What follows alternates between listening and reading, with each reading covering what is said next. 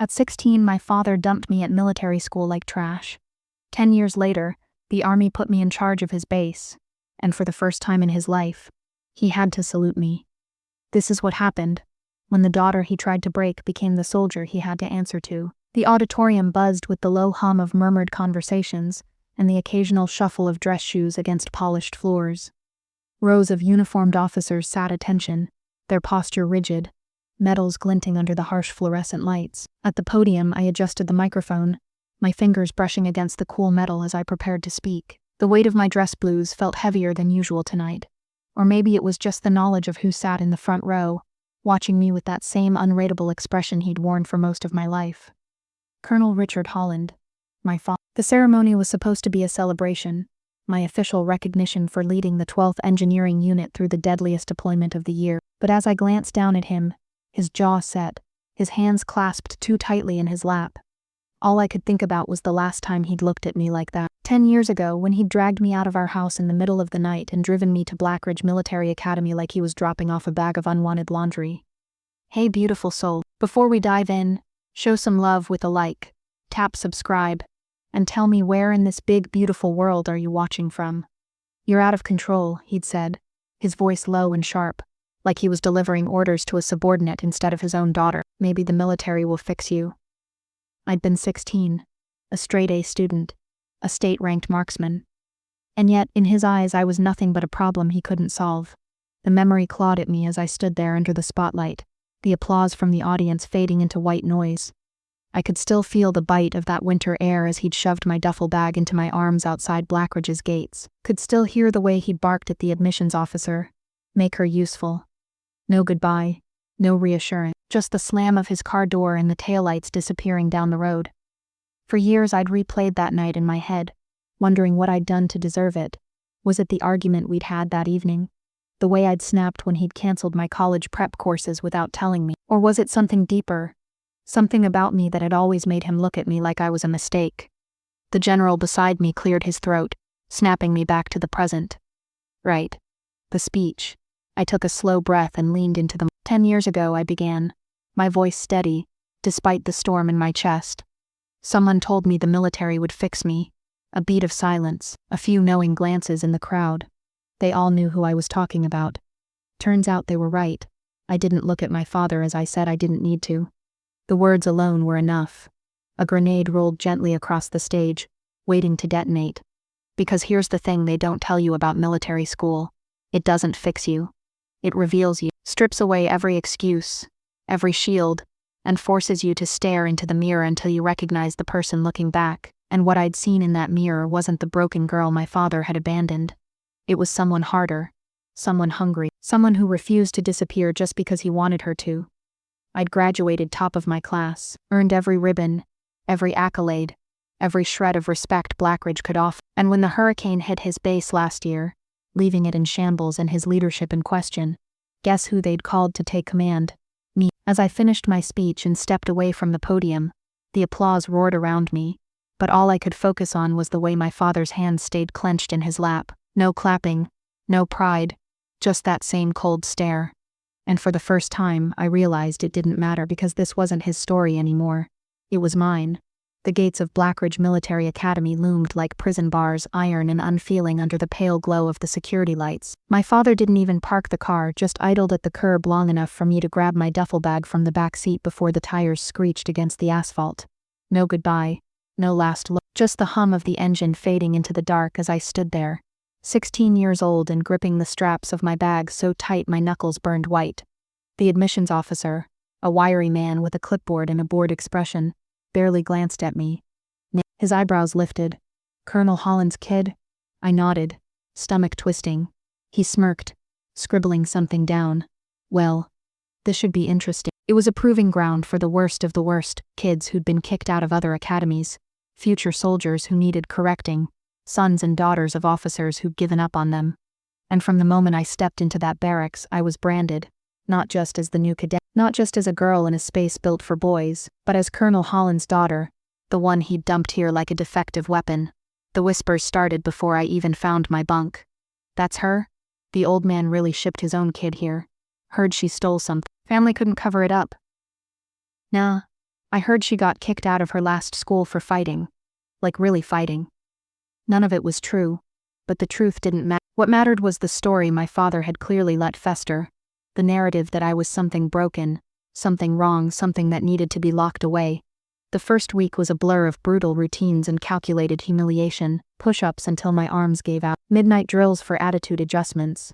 Upperclassmen accidentally shouldering me into walls, their laughter sharp in my ears, and through it all, the staff watched with detached amusement, like this was all part of some test I didn't know I was taking. But the worst part wasn't the physical exhaustion.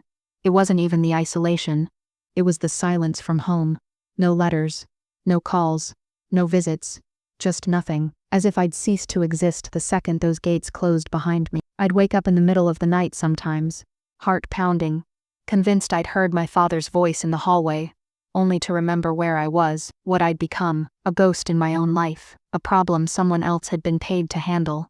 And then, one morning I found the note. It was tucked into the folds of my freshly pressed uniform, the paper crisp and official, a progress report, stamped with the Academy's seal, and at the bottom, in handwriting I'd recognize anywhere, my father's signature.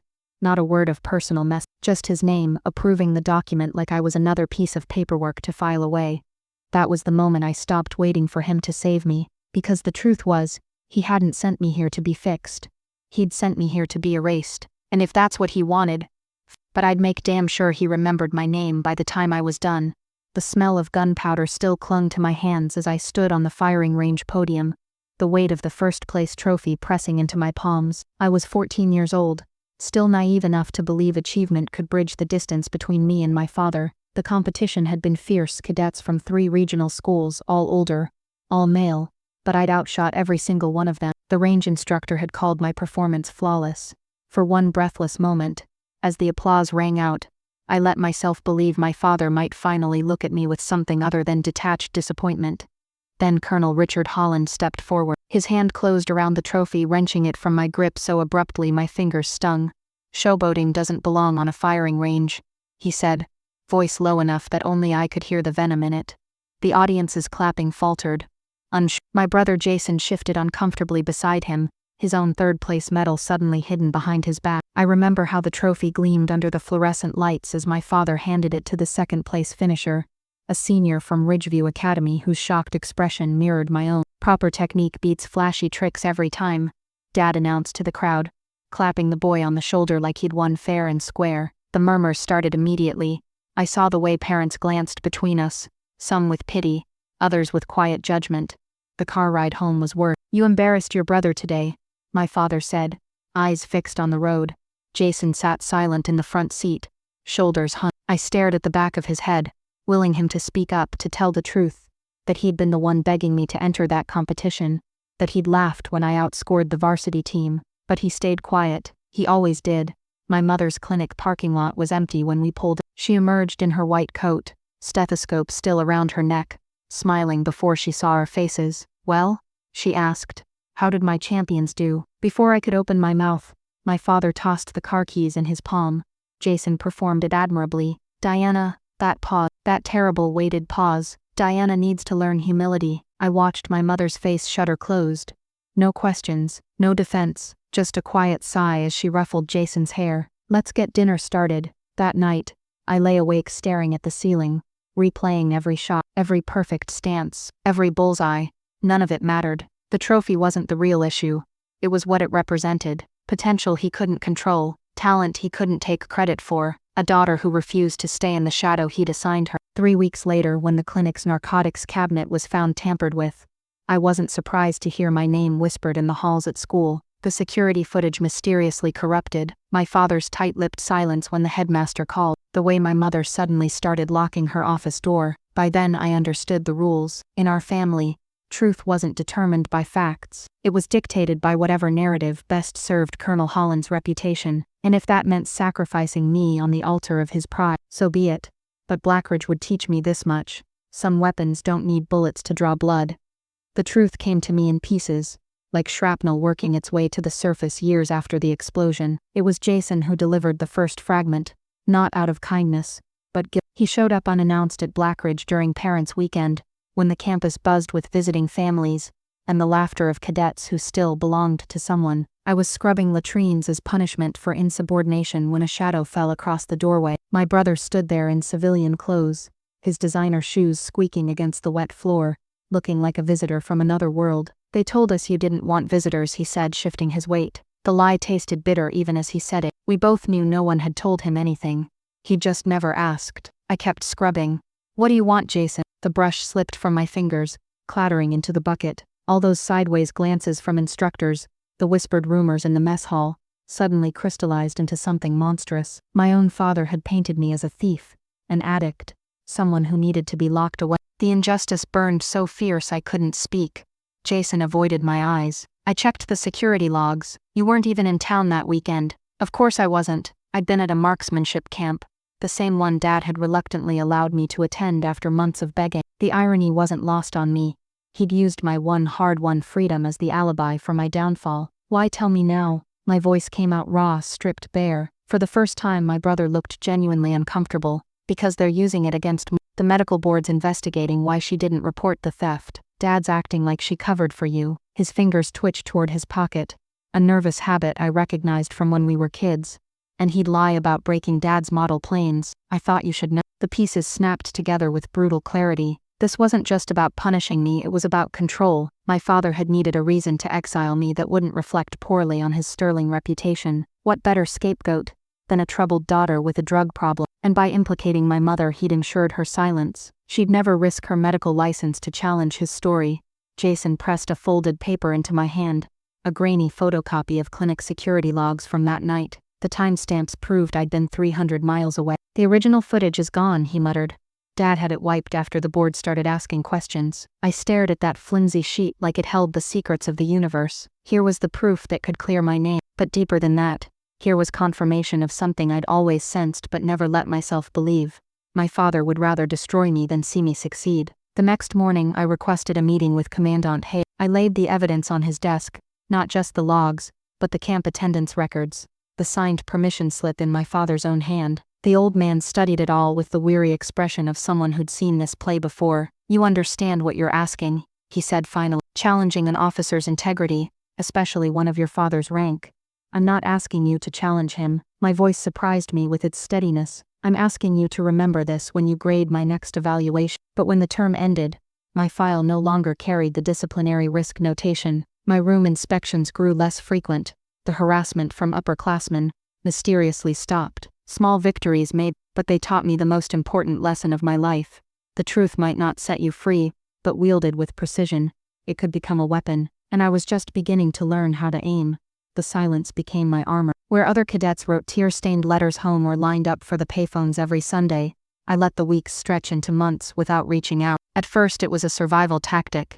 Every unanswered letter I'd sent during those first brutal months at Blackridge had carved another piece out of me, until I learned to stop bleeding where they could see it. But as the seasons turned, my silence transformed into something far more potent, a weapon of mass absence. I watched my father's unease grow from a distance. His first letter arrived exactly 11 months after my exile began, the envelope crisp with military precision. "Commandant Hale informs me, you've adjusted well to academy life." Not an apology, not even a question, just a sterile observation, as if he were reviewing a subordinate's performance report. I burned it in the barracks sink, watching the embers curl into black ash. His second attempt came through official channels, a request to have me transferred to a less rigorous program after I placed first in the regional tactical simulations. That one I framed and hung above my bunk, a trophy of his growing desperation. The other cadets didn't understand my refusal to engage. "You could get weekend passes if you just play nice," my bunkmate Schneider whispered one night after lights out.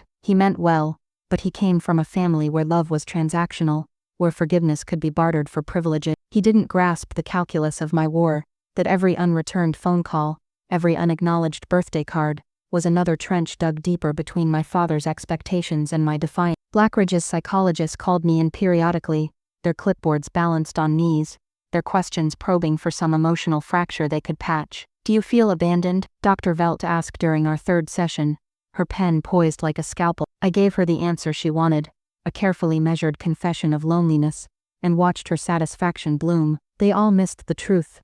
Abandonment requires expectation, and I'd long since stopped expecting anything from Richard Holland. Instead, I poured myself into the one language he respected, Cold, unassailable achievement. Where other cadets groaned through pre-dawn drills, I relished the burn in my muscles, proof that my body could withstand more than anyone anticipated. When winter finals loomed, I became a ghost in the library stacks, emerging only when I'd memorized every tactical manual down to the page numbers. My classmates whispered that I'd gone robotic, but they mistook precision for emptiness. What burned inside me wasn't absence, but a fury so white-hot it had crystallized into something flawless and cutting.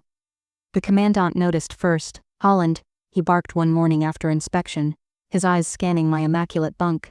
"You're wasting your time here." My stomach dropped until I saw the glint in his eye.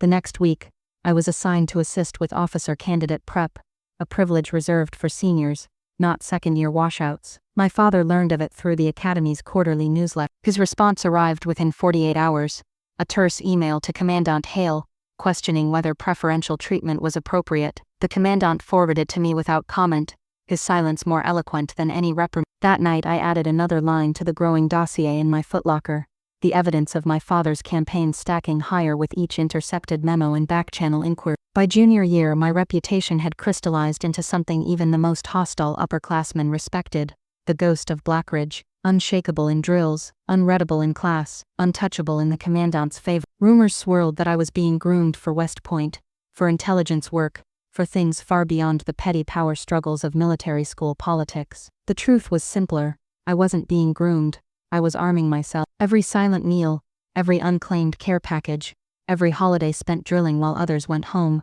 was another round chambered in a weapon my father hadn't realized was being aimed at him. When graduation came, I stood first in the line of cadets, my uniform heavy with honor. The stands overflowed with families, but my gaze locked on the empty seat reserved for Colonel Richard Holland. His last-minute deployment orders had arrived that morning, a coincidence so transparent it verged on comic. As I accepted my diploma, the applause washing over me, I finally understood the power I'd been honing all those silent years. My father hadn't just taught me how to survive, he'd taught me how to wage war. The footlocker under my bunk became an arsenal of quiet rebellion. What began as a place to store spare uniforms and field manuals gradually transformed into something far more dangerous: a meticulously curated collection of evidence against the man who thought he'd buried me. Every intercepted memo, every backhanded commendation, every veiled attempt to sabotage my progress found its way into that metal box, carefully catalogued like exhibits in a trial only I knew was coming. The process was slower than bloodlet. Academy policy prohibited personal electronics in the barracks, so I resorted to old-fashioned methods: carbon copies smuggled from the admin office, handwritten transcripts of conversations overheard during night watch, even the occasional photograph developed in the journalism lab under the pretense of working on the school paper. The journalism instructor, a grizzled Vietnam vet missing 2 fingers on his left hand, never questioned why I spent so much time in the darkroom. Maybe he recognized another soldier gathering intelligence behind enemy lines. The first major piece came unexpectedly during my 3rd year. Commandant Hale called me into his office one frostbitten January morning and slid a manila folder across his desk without preamble. Inside lay a carbon copy of a letter my father had written to the Academy's Board of Trustees, a polite but firm inquiry about potential favoritism in my recent promotion to cadet lieutenant. The commandant's pen tapped against his coffee mug. "You'll notice Colonel Holland failed to mention your top quartile scores in leadership evaluations," he said dryly, "or that every instructor endorsed the promotion unanimously." I committed the document to memory before handing it back, then transcribed it word for word that night by flashlight, my handwriting steady despite the adrenaline humming in my veins. The evidence grew more damning with time. There was the email chain I discovered while assisting the IT department, a routine systems check that conveniently allowed me to access years of archived correspondence. My father's messages to the admissions director read like a covert ops plan: ensure Diana receives no special consideration, recommend assignment to disciplinary platoon, academic performance should be scrutinized for grade inflation. Each discovery was a bullet I quietly loaded into the chamber, waiting for the right moment to fire. Most damning of all was what I didn't find: any record of my alleged drug offense. The clinic incident that supposedly warranted my exile didn't exist in any official academy file. No disciplinary reports, no behavioral warnings, not even a footnote in my medical record. The silence spoke louder than any accusation ever could. By senior year, my collection had outgrown the footlocker. I began storing duplicates in a safety deposit box during town passes, the key sewn into the lining of my dress uniform. The bank teller, a grandmotherly woman with a fondness for cadets, never questioned why a teenage girl needed to store sealed envelopes instead of love letters. Perhaps she recognized the look of someone building a life raft from paperwork. The final piece fell into place 2 weeks before graduation. General Whitlock, a visiting evaluator from West Point, requested my service record for review. When the file returned, a yellow sticky note clung to the inside cover in handwriting I didn't recognize. See addendum page 117, redaction questionable. The referenced page contained my original admissions paperwork, with one critical section blacked out, the stated reason for enrollment. Using the sunlight streaming through the barracks window, I angled the paper until the vanished words shimmered faintly through the ink. Parental request. Disciplinary concerns unsubstantiated. That night I lay awake staring at the ceiling, the words burning behind my eyelid. All these years I'd assumed my father had at least fabricated some official pretext for dumping me at Blackridge, but the truth was worse. He'd simply willed it into existence through sheer force of rank and reputation. No evidence, no due process, just the word of a colonel against his inconvenient daughter. As dawn broke over the parade grounds, I added the redacted document to my collection with methodical precision. The weight of the folder in my hands felt different now, heavier, more consequential. This wasn't just ammunition anymore. It was a reckoning waiting to happen. The first real crack in my father's carefully constructed narrative came from the last person I expected, General Daniel Whitlock, a man whose reputation for ruthlessness on the battlefield was eclipsed only by his disdain for political gamesmanship. He appeared at Blackridge like a storm front during my final semester, ostensibly to evaluate the Academy's leadership program, though rumors swirled about deeper Defense Department concern. I was polishing brass in the commissary when Commandant Hale summoned me, his usual granite expression softened by something I couldn't identify. "General Whitlock requested you specifically," he said, adjusting his hat. "Try not to give him a reason to regret it." The general stood at parade rest by the history wing's bay windows, sunlight glinting off the rows of medals on his chest. Up close he was older than his dossier photos suggested, mid-60s, with close-cropped silver hair and the posture of a man who'd spent more years in body armor than out of it. His eyes tracked my approach with unsettling precision. "Cadet Holland," he said by way of greeting, then held out a file. "My file. Explain this." Inside lay every evaluation, every disciplinary report, every commendation from my 3 years at Blackridge, including several I'd never seen. My fingers trembled slightly as I flipped to a performance review from my first semester where my father's signature appeared beside a damning assessment. "Defiant attitude, resistant to authority, requires intensive correction." The dates didn't align. The review was dated weeks before I'd even arrived at the academy. Whitlock watched my face with the intensity of an interrogator. "Your commandant tells me you've never once challenged these records.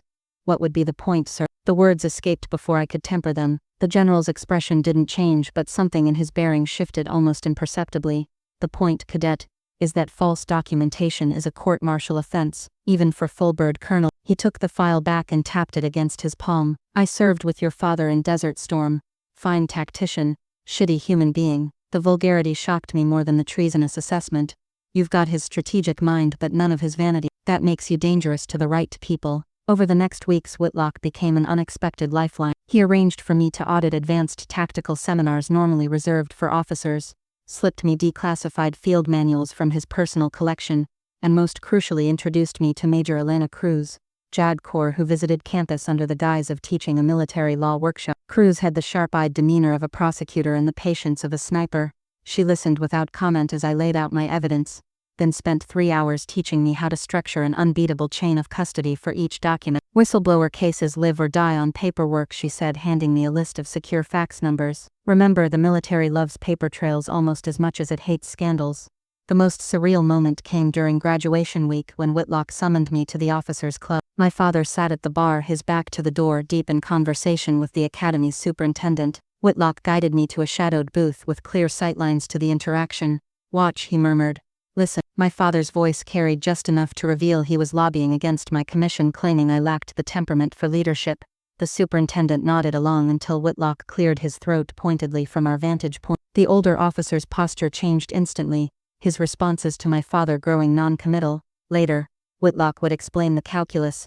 The superintendent owed him for a past favor, and no career officer burns bridges with a 3-star general over a middling colonel's family drama. As we left, Whitlock pressed a business card into my palm, thick stock with embossed lettering. "My direct line," he said. "You'll need it when he escalates." I started to thank him, but he cut me off with a slash of his hand.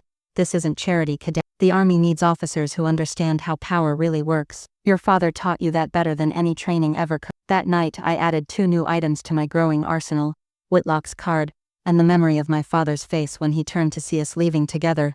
the first genuine shock I'd ever witnessed on his carefully controlled features. The general was right about one thing.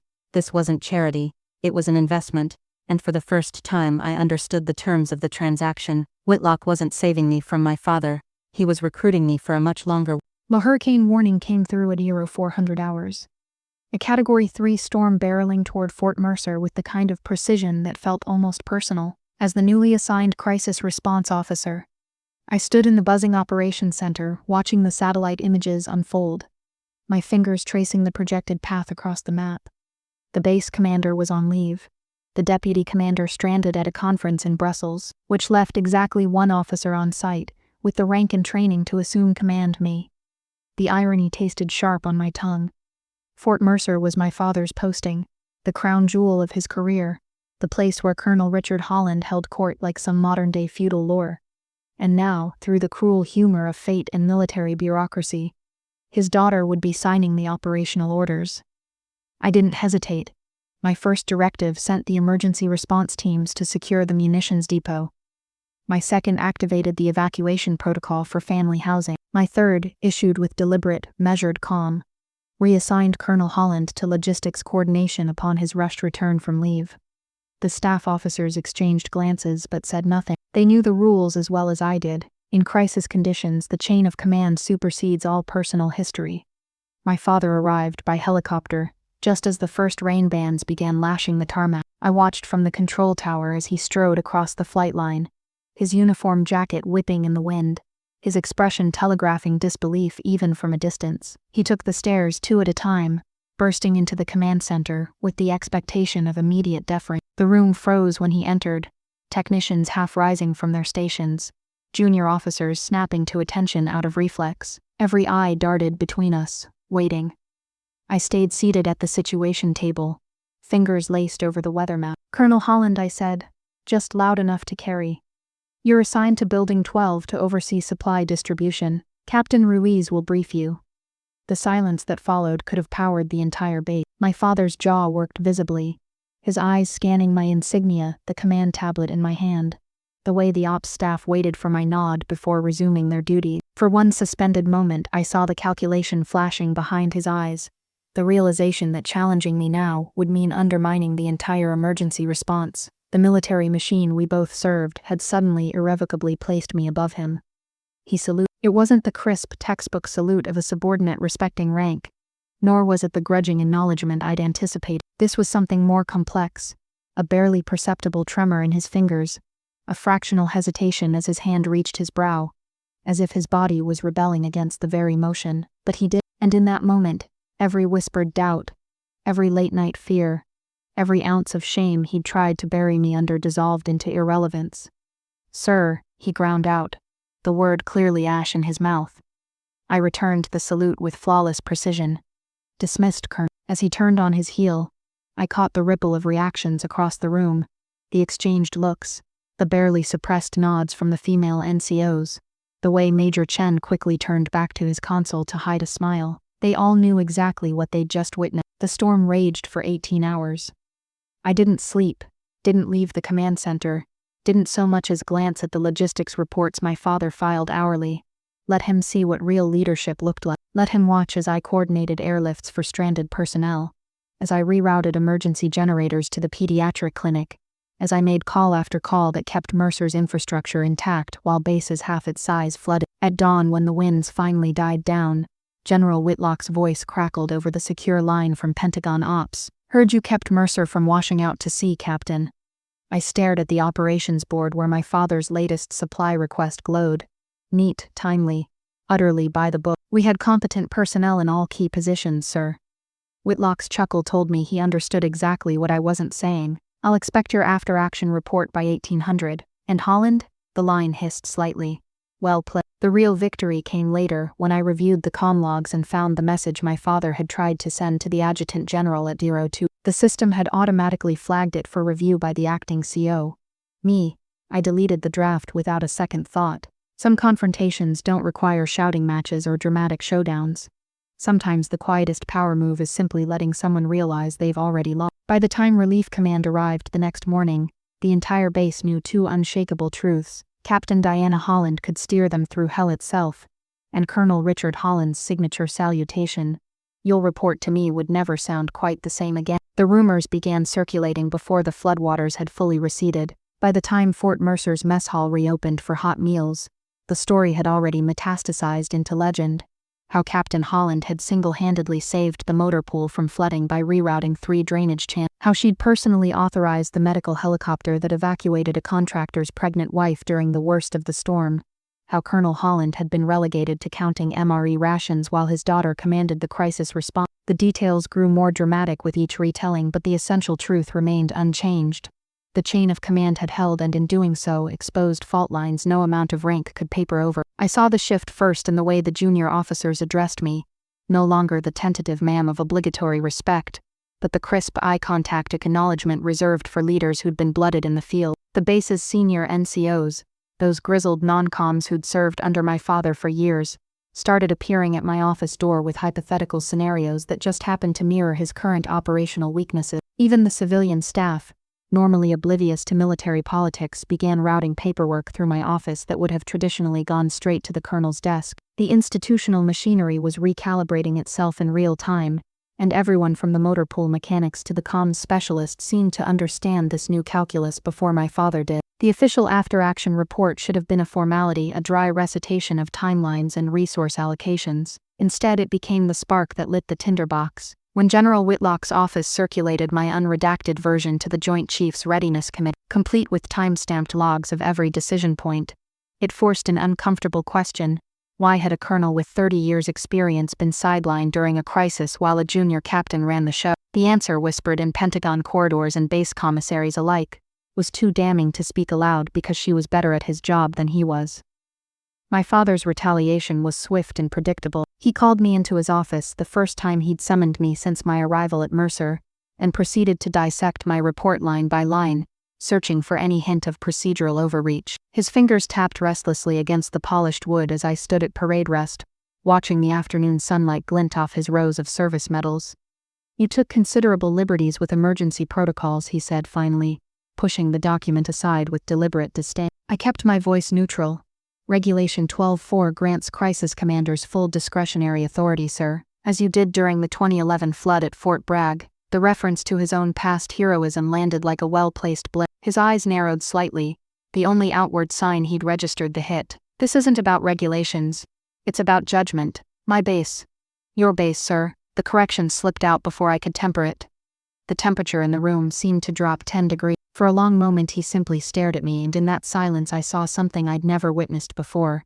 Not anger, not frustration, but the dawning realization that his narrative no longer held sway. The foundation of his authority, the unshakable belief that Diana Holland was a problem to be managed, had cracked under the weight of simple, irrefutable competence. The institutional verdict came down 3 weeks later in the form of a Pentagon memo.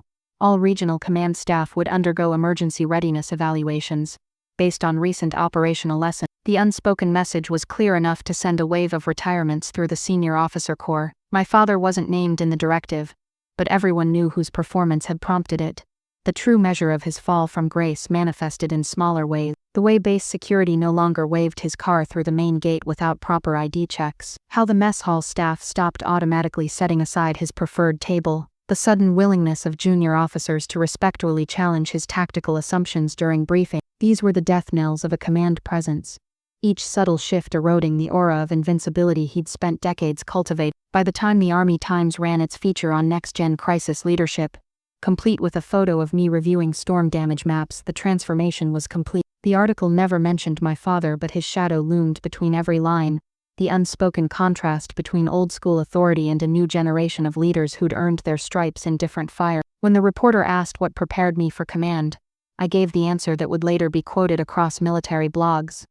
"Some lessons can't be taught in staff colleges." The copy of the article that appeared on my desk the next morning bore no note, only a single coffee ring staining the margin near my father's empty office hours listing. I filed it with the rest of my growing archive, another artifact in the quiet revolution that had been building since a 16-year-old girl was dumped at military school with a duffel bag and a lie. Power, I'd learned, wasn't seized through dramatic coups or explosive confrontation. It was transferred one barely perceptible shift at a time. A salute returned, a report circulated, a narrative rewritten so gradually that by the time people noticed the change, It was already fait accompli. And the most dangerous thing about institutional memory, it always favors the victim. The official reassignment orders arrived on a Thursday morning, slipped into my inbox between a maintenance report and a memo about updated PT standards. At first glance, the document appeared routine, another bureaucratic reshuffling of personnel, but the second paragraph made my breath catch. Effective immediately, Captain Diana M. Holland will assume command of Fort Mercer's 5th Security Forces Assistance Brigade, reporting directly to Department of the Army Headquarters. The wording was dry and personal, but the implications screamed. This wasn't just a promotion, it was an institutional end run around my father's authority, placing me in a position where he could no longer influence my evaluations, my assignments, or my career trajectory. The signature block told the real story. General Whitlock's unmistakable slanted scrawl, a deliberate flourish on the otherwise sterile document. I waited until 0900 to walk the orders over to my father's office, timing my arrival for when his executive assistant would be present, when the morning staff buzz would guarantee witnesses. He took the paperwork without looking up, his fingers automatically reaching for the approval stamp before his brain processed what he held. I watched in real time as his shoulders stiffened, as his eyes tracked from the letterhead to the operational authority clauses, to the reporting structure that now bypassed him complete. When he finally looked up, his expression was that of a man who'd just discovered the chessboard had been flipped mid-game. "This is highly irregular," he said, his voice carefully modulated to conceal what I recognized as sheer undiluted fury. General Whitlock felt recent events demonstrated the need for streamlined crisis response protocols, I said, keeping my tone neutral. The unspoken words hung between us.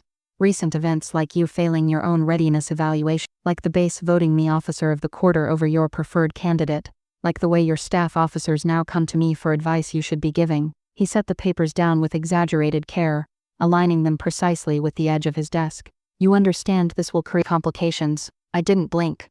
"I'm sure the general considered that, sir." The muscle along his jaw twitched, the only outward sign of the rage I knew simmered beneath his academy perfect bearing. For 30 years Colonel Richard Holland had controlled every aspect of his career, his reputation, his family narrative. Now the institution he'd devoted his life to was quietly but firmly choosing sides, and the message couldn't be clearer. His daughter wasn't just succeeding despite him, she was succeeding because of him. Every harsh lesson, every withheld approval, every attempt to break her had forged something the Army valued more than blind obedience to tradition. The base grapevine transmitted news of my reassignment before the official announcement could be drafted. By lunchtime I found my usual mess hall seat occupied by Major Chen and 3 junior officers who suddenly needed casual input on their upcoming deployment prep. The supply sergeant expedited my new office setup without the usual requisition delay. Even the base commander, who'd avoided taking sides for months, made a point of stopping by my temporary workspace to discuss future inter-brigade collaboration. The subtle dance of power redistribution played out in every interaction,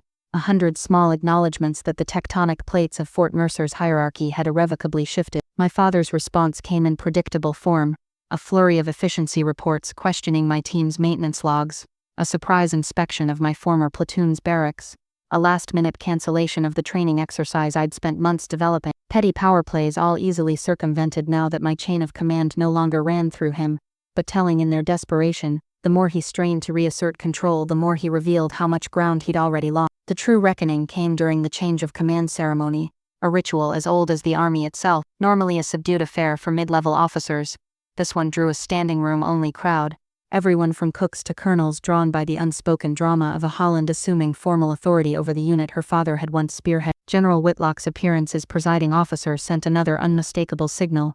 His speech praising the new generation of strategic leaders might as well have been a eulogy for my father's brand of command. When it came time for the symbolic passing of the unit colors, tradition dictated the outgoing commander my father would hand them to. I watched his face as he approached, the way his eyes refused to meet mine, the barely perceptible tremor in his hands as he transferred the heavy standard. The moment stretched thick with unspoken history, as my fingers closed over the embroidered fabric that had once represented everything he'd thought forever beyond my reach. The applause that followed wasn't just protocol, it was validation, a public acknowledgement that the daughter he'd tried to erase now stood as his institutional equal. Later at the reception, I caught him staring at my new command plaque on the wall, his reflection superimposed over the engraved letters of my name and rank. Someone had already hung it slightly higher than his own, a petty but poetic bit of symbolism courtesy of the facility staff. For the first time in my life I saw my father look not angry, not dismissive, but simply tired, the exhaustion of a man who'd finally encountered a battle he couldn't bully his way through. I didn't gloat, didn't approach him, just took my place in the receiving line as the new commander of the 5th SFAB, accepting handshakes and salutes from the very soldiers who'd once reported to him. The power reversal wasn't dramatic. There were no shouting matches, no explosive confrontations, no satisfying moments of tearful reconciliation, just the quiet, inexorable machinery of military bureaucracy grinding forward, impartial and unemotional, elevating one Holland while leaving the other to face the most devastating realization a career officer can confront, that the institution moves on with or without you. By the time the last guest left, my father had already disappeared. No dramatic exit, no parting shot, just an empty space where his shadow used to loom large. The cleaning crew worked around me as I stood at the window watching his sedan move through the security checkpoint for what I somehow knew would be the last time. The sun glinted off the roof as he turned onto the main road, the light so bright it erased all detail, leaving only the outline of a vehicle receding into the distance. On my desk, the reassignment orders waited for my signature. I picked up the pen, not his old-fashioned fountain model but the practical gel one I'd carried since Blackridge, and signed my name with a flourish that would have made General Whitlock proud. Some victories aren't marked by explosions or surrender documents. Sometimes power changes hands with nothing more dramatic than a signature on a dotted line, the soft click of an office door closing, and the knowledge that the ghosts of the past no longer hold the keys to your future. The box arrived on a Tuesday, postmarked from an Army storage facility in Texas. Inside lay my father's service pistol, his West Point class ring, and a stack of yellowing letters tied with fading ribbon, every one I'd ever sent him from Blackridge, the envelopes unopened, but meticulously preserved. No note accompanied the items, just his dog tags nestled atop the pile, the metal still bearing the scratches from Desert Storm. I lifted them, letting the chain slither through my fingers like a confession he could never quite voice. This wasn't an apology, it was a surrender. The weapons he'd once wielded against me returned without a shot fired. I placed the dog tags in my desk drawer beside my first command coin, the two artifacts clicking together with finality. The letters I burned in my office fireplace, watching the flames lick at decades-old pleas for attention he'd deemed unworthy of response. The pistol and ring went into my wall safe, not as trophies but as reminders that even the staunchest fortresses eventually yield to persistent siege. My promotion ceremony to major drew crowds no junior officer's advancement usually warranted. General Whitlock presided again, his speech pointedly praising leaders who turn adversity into advantage. Journalists lingered afterward, their questions inevitably circling back to my father. Colonel Holland retired to focus on family, I said, the practiced line smooth as armor plating. Let the papers speculate about estrangement. The Army understood what really happened. Men like my father didn't retire at 58 without pushback unless the institution had quietly withdrawn its support. That night, I walked the perimeter of Fort Mercer alone, my boots crunching on gravel still damp from evening rain. The base felt different now, not just because I commanded it, but because the ghosts that once haunted these parade grounds had been exorcised. The shadow of my father's disapproval no longer stretched across every achievement. The whispers about my unearned opportunities had died with each successful mission under my leadership. Even the old-timers who'd served under him now saluted me with genuine respect, their early skepticism eroded by consistent competence. At the far edge of the training fields, I paused beside a weathered oak where cadets traditionally carved their initials after completing Ranger School. My fingers traced the faint RH 1985, my father had etched decades before, the grooves nearly grown over by time. Below it, fresh bark gleamed where someone had recently added DMH-20. I hadn't put it there, neither had any of my soldiers.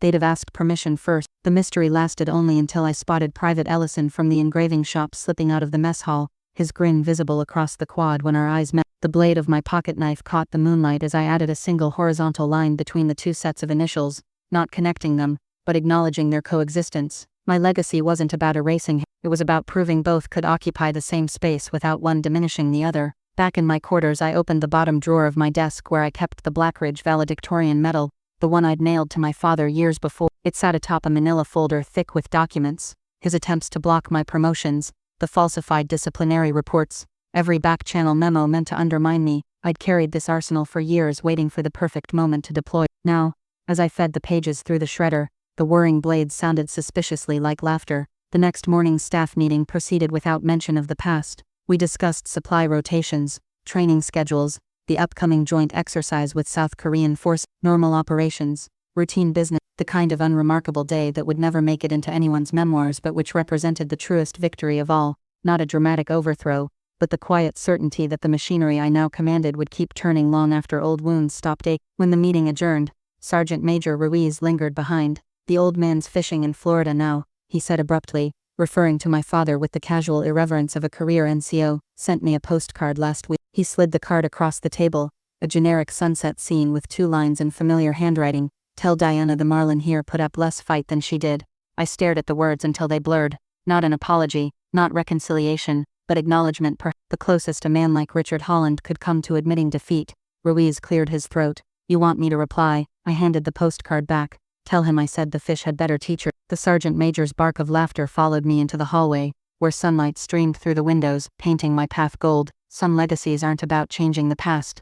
They're about building a future sturdy enough to bear its weight. Mine would be forged not in the fires of rebellion, but in the steady glow of leadership earned the hardest way possible by proving day after day that the best revenge isn't destruction, it's excellence. The invitation arrived on thick cardstock, embossed with the seal of the Army War College, my father's final professional stronghold, where he now taught a single seminar on counterinsurgency tactics between fishing trips. The annual Founders' Dinner requested the honor of my presence as keynote speaker, a distinction usually reserved for generals or decorated war heroes. The enclosed note from the dean made no mention of Colonel Holland's role as event coordinator, but the precision of the trap was obvious. This was his arena, his carefully cultivated academic kingdom where former students now held influential posts. He wanted me to walk into that room and either falter under his gaze, or worse, acknowledge him publicly as the architect of my success. I accepted without hesitation. The auditorium hummed with murmured conversations when I arrived, the air thick with the scent of starched uniforms and expensive perfume. I spotted my father immediately center stage, surrounded by a coterie of retired colonels, his laugh too loud, his posture too perfect. He'd aged since our last encounter, the lines around his eyes deeper, the silver in his hair more pronounced, but he still carried himself like a man accustomed to deference. Our eyes met across the crowd, and for a heartbeat I saw the old calculation flicker in his gaze, the unspoken challenge, the expectation that I'd either avoid him or seek his approval. I did neither. When introduced, I took the podium without glancing at my notes, addressing the room with the same steady calm I'd used during the hurricane crisis. My speech focused on modern leadership paradigms, the necessity of adaptability over rigidity, of earned respect over demanded obedience. Not once did I mention my father, though his shadow loomed over every word. The applause was polite but restrained. This crowd preferred their lessons wrapped in tradition, not disruption. Afterward, as attendees clustered around the wine table, my father materialized at my elbow. You've developed quite the talent for biting your tongue, he said, swirling his scotch with studied nonchalance. I sipped my water, watching a group of young captains eye us from across the room. Some lessons take longer to learn than others. For years I'd fantasized about this moment, the perfect barbed retort, the public dismantling of his ego, the cathartic release of all my pent-up fury, but standing there amid the clinking crystal and murmured platitudes, I felt only a profound indifference. The man before me wasn't the monster of my childhood memories, just a retired officer clinging to relevance, his power diminished not by my design but by the inexorable passage of time. The dean approached, gushing about potential collaborations between my brigade and the college. My father stood stiffly beside us, his presence suddenly superfluous. When the conversation turned to modernizing the curriculum, I recommended several rising star officers as guest lecturers, none of them his protégés. His jaw tightened, but he said nothing. The ultimate indignity for a man like Richard Holland wasn't confrontation, it was irrelevance. Later, as I signed books in the lobby, a young female cadet approached, her uniform still crisp with newness. Major Holland, she whispered, glancing over her shoulder, how did you stop caring what he thinks? I studied her face, the desperate hope in her eyes, the barely concealed bruises of someone else's disapproval, and recognized my younger self. You misunderstand, I said, pressing my signed copy of Adaptive Leadership into her hands. I didn't stop caring, I just started mattering more to myself. Outside, the autumn air carried the scent of fallen leaves and distant wood smoke. My driver held the car door open, but I paused, watching through the window as my father held court once more in the lobby, his laughter booming over some war story. The scene should have stirred anger or triumph. Instead, I felt only the quiet satisfaction of a debt paid in full, not through vengeance, but through the simple act of outgrowing the need for it. The car pulled away, carrying me toward the airport, toward my command, toward a future unshackled from his approval or condemnation. Some victories aren't marked by the damage inflicted, but by the peace forged in their wake. I leaned back against the headrest, eyes closed, smiling faintly as the tires hummed against pavement. No dramatic last words, no cathartic confrontation, just a daughter driving away from a battlefield her father didn't even realize he'd already lost. The package arrived on the anniversary of my graduation from Blackridge, delivered by a stone-faced courier who refused to reveal who had hired him. Inside the plain wooden box lay my father's service revolver, the same one he had carried through 3 wars, its walnut grip worn smooth from decades of use. Nestled beside it was a single bullet, polished to a mirror shine, and a folded slip of paper bearing just 7 words in his precise block lettering. You were always the better soldier. No signature, no return address, just those stark syllables that carried more weight than any apology ever could. I sat at my kitchen table for a long time, turning the bullet between my fingers, watching the morning light glide across its brass casing. This wasn't surrender. Men like Richard Holland never truly surrender. It was something far more profound, an acknowledgement that the war between us had reached its natural conclusion. The weapon, his most sacred possession, offered not as a trophy but as a relic. The bullet, unspent, symbolizing battles he now understood would never be fought. That afternoon I drove to Fort Mercer's old artillery range, the revolver heavy in my glove compartment. The autumn wind carried the scent of burnt powder and dry grass as I walked to the farthest berm, the one reserved for ceremonial discharge. I loaded the single round, raised the pistol toward the horizon, and fired. The crack echoed across the empty fields, startling a flock of crows into flight. The recoil stung my palm, not the sharp bite of my service weapon, but the deeper, heavier kick of history releasing its grip. I buried the empty casing at the base of the oak tree, where our initials now stood side by side, the earth accepting it without ceremony. The revolver I cleaned meticulously, just as he had taught me during those rare weekends when he deemed me worthy of instruction, then placed it in the glass case alongside my medals. Not hidden, not displayed, simply present, like the scar along my ribcage from a long-removed bulletproof of damage survived. 3 days later, a handwritten note arrived from General Whitlock. He's selling the house in Virginia, moving to Montana, says he wants to watch the storms roll in from somewhere new. Beneath the official letterhead, in Whitlock's characteristic scrawl, "For what it's worth, he framed your Time magazine cover, hung it in his study where the ROTC commendation used to be." I burned the note in my office fireplace, watching the edges curl to ash. Some stories don't deserve preservation. The true closure came weeks later, during a routine inspection of the base armory. As I signed the ledger, a young private barely 19, his face still soft with youth, blurted out, "Major Holland, you're the reason I enlisted." When I raised an eyebrow, he flushed. "My dad served under Colonel Holland, said he was the toughest SOB in the army, but at my graduation, he told me to watch for your name in the promotions list. Said you were." The boy hesitated, searching for the exact phrase. "Said you were. What happens when steel gets tempered right?" The armory suddenly felt too still, the scent of gun oil and metal too sharp. I finished signing the form with deliberate care, the pen barely trembled. "The colonel was mistaken," I said finally, meeting the private's eager gaze. "Steel tempers itself, the fire just reveals what was already there." Later, walking back to my office, I realized the weight I'd been carrying since childhood had lifted, not with a dramatic heave, but through gradual, imperceptible erosion, like a river stone worn smooth over time. There would be no tearful reconciliation, no deathbed forgiveness, no Hollywood ending where father and daughter mend their wounds. Just this, a revolver fired once into the open sky, a young soldier's awestruck expression, the quiet understanding that my worth had never been his to define. That evening, I drafted the proposal for the Holland Tactical Leadership Program, a new initiative to fast-track promising cadets from underserved backgrounds. The funding request included an anonymous 7-figure donation, the exact amount of my father's retirement lump sum, though only the accountant at Defense Finance would ever know that. The cover memo bore my signature and a single line: "Some fires shouldn't be survived. They should be passed on." When the first class graduated 18 months later, the press asked why I declined to attend the ceremony. I told them operational commitments prevented it. The truth was simpler. This legacy wasn't about me or him or our tangled history. It was about the next generation of soldiers who would never have to prove their worth in the ashes of someone else's expectation. The storm clouds were gathering over the Rockies as I drove home that night, the first fat raindrops hitting my windshield like a distant echo of that long-ago hurricane. Somewhere in Montana, an old soldier might be watching the same weather front roll in, remembering another storm, another daughter, another life that might have been. Or perhaps he was simply drinking his bourbon, reading the paper, living with the choices he'd made. It no longer mattered. I turned the key in my ignition, the engine roaring to life, and drove toward the downpour without slowing down. The photograph appeared on the front page of Military Times without warning.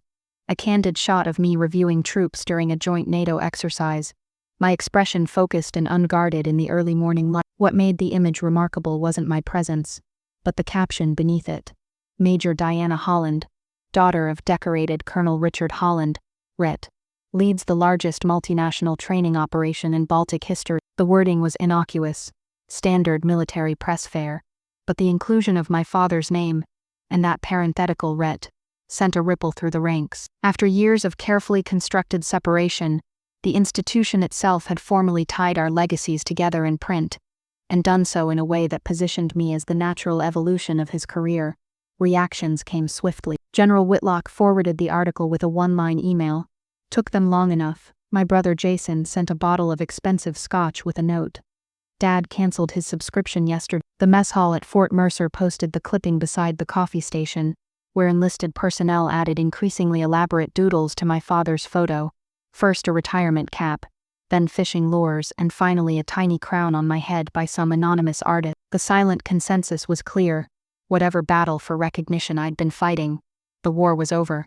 My father's response arrived through oblique channels. A West Point classmate of his happened to be visiting Mercer and made a point of telling me, over painfully stiff drinks, that the colonel had framed my Time magazine feature and hung it beside his own Medal of Honor commendation. Says you're the only officer under 40 who truly understands asymmetric warfare, the man added, swirling his bourbon with studied nonchalance. The compliment should have felt triumphant. Instead it settled like sediment in my chest, another piece of debris from the bridge he'd spent decades burning between us. The true reckoning came during the Pentagon's annual leadership symposium, where I was slated to speak on modern crisis response. As I took the stage, the glare of spotlights obscured the audience, but I didn't need to see them to sense the shift in the room's energy. The respectful silence that greeted most presenters gave way to something more visceral, a collective leaning forward, pens poised as I dismantled traditional hierarchical models with calm precision. When the Q&A began, a familiar voice cut through the murmurs.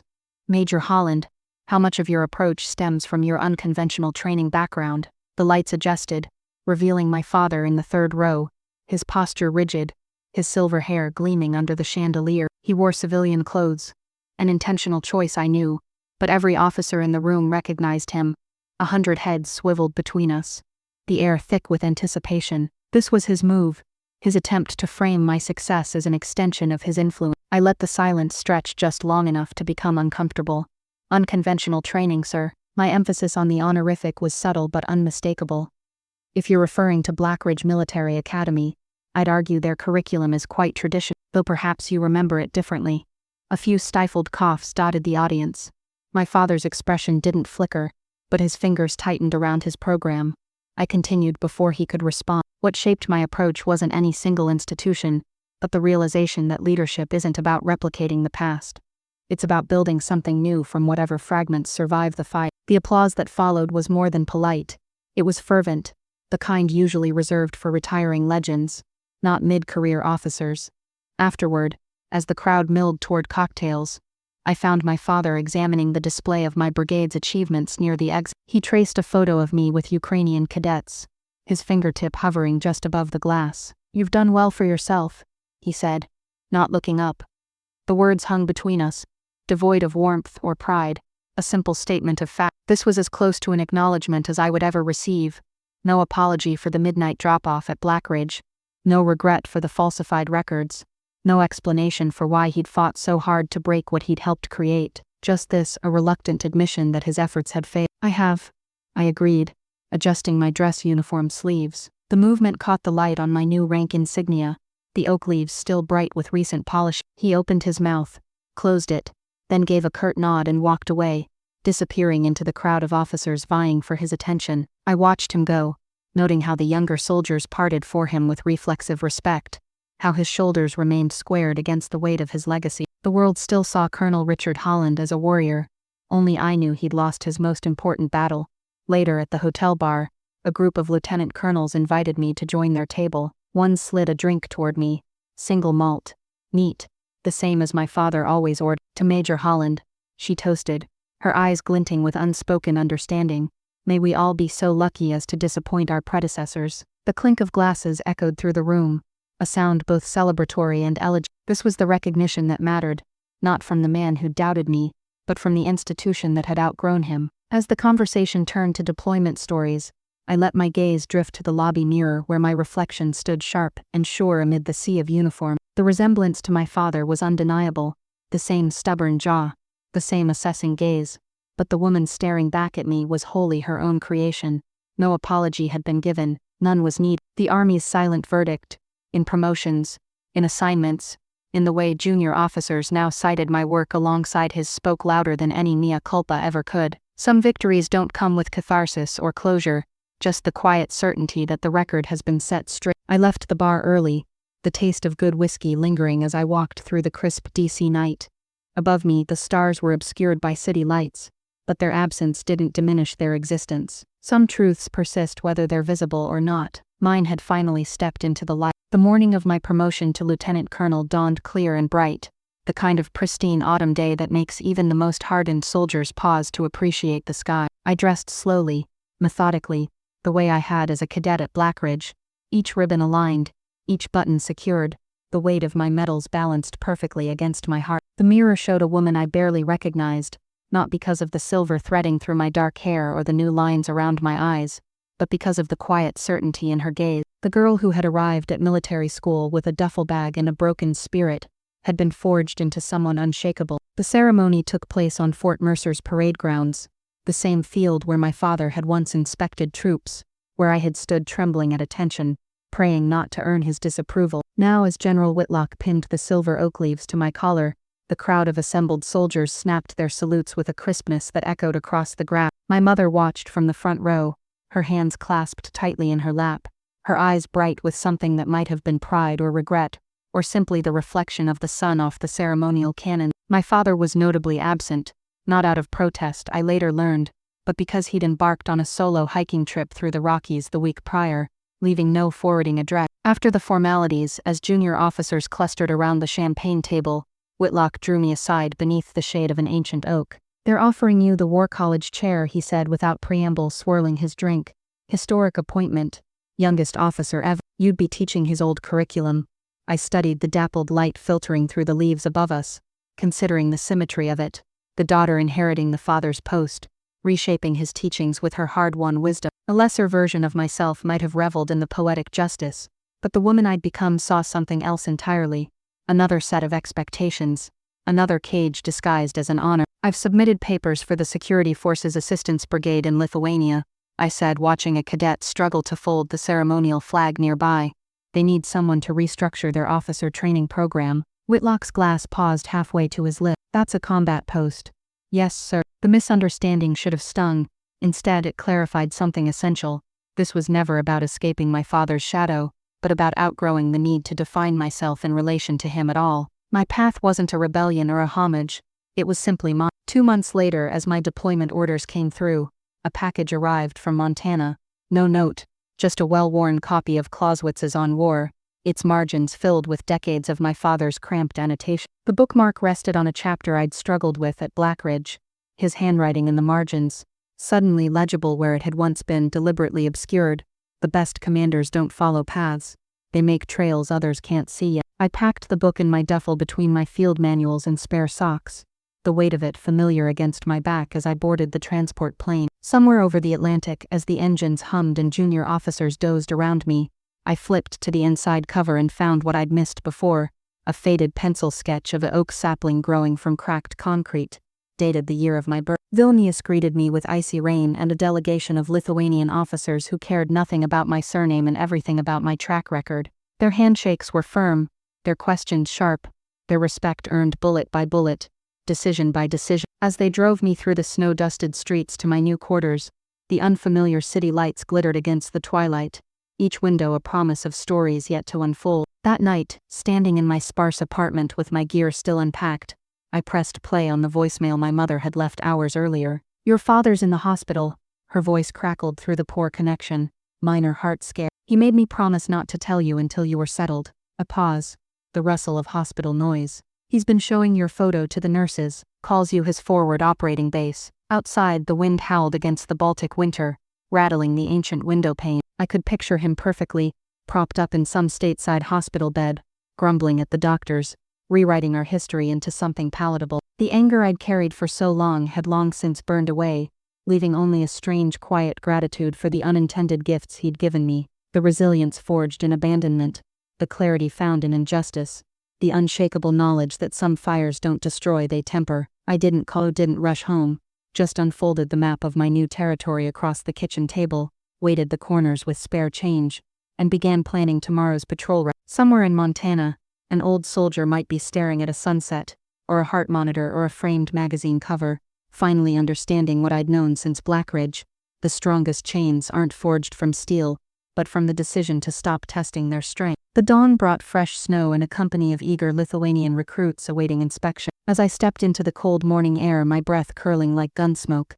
the weight of my father's expectations fell away entirely, not with a dramatic crash, but with the quiet finality of a leaf detaching from its branch. The path ahead was mine alone, and for the first time in my life, that was enough. Strength isn't measured by the battles you win, but by the chains you stop carrying. Walk tall, soldier, your war is over.